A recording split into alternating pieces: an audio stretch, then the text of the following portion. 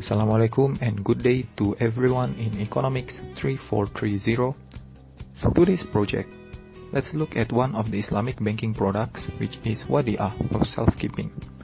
Today's video will be presented by me, Rido Katulistiwa, 1724053. Overall, there will be 4 parts that we are going to cover: definition, graphical framework of the model, some statistics, and Sharia issue and how to improve it.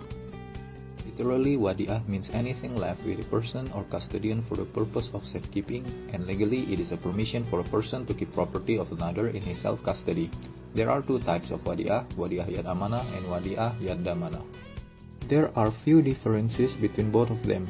Wadi'ah Yad Amanah is the original contract of Wadi'ah, where the custodian not allowed to use the property and the depositor not entitled to any profit gain.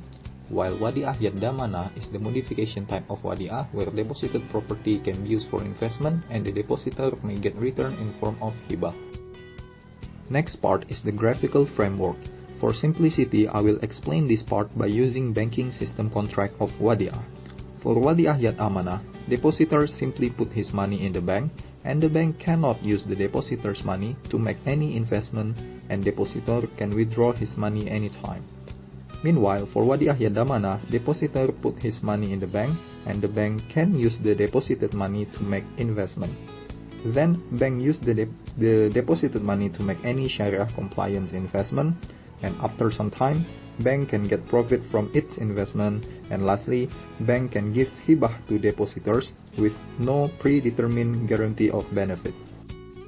Next is statistics. According to BNM Monthly Bulletin, Wadi'ah can be seen as the most popular contract used by many IFIs in Malaysia. In 2012, Mudharabah was the most popular contract with 77%, while Wadi'ah only had 8%. In 2016, however, Wadi'ah deposit overtake Mudharabah with 33%. Let's take an example of Tabung Haji, because it's mainly operating with Wadi'ah contract. In 2015, it recorded net profit of 3.5 billion compared to 2.1 billion in 2012. Last part is the issue and how to improve. Although bank is not obliged to give hibah in return, depositors are expecting it. That's why in practice, hibah returns are somewhat obligatory, which is against the spirit of hibah.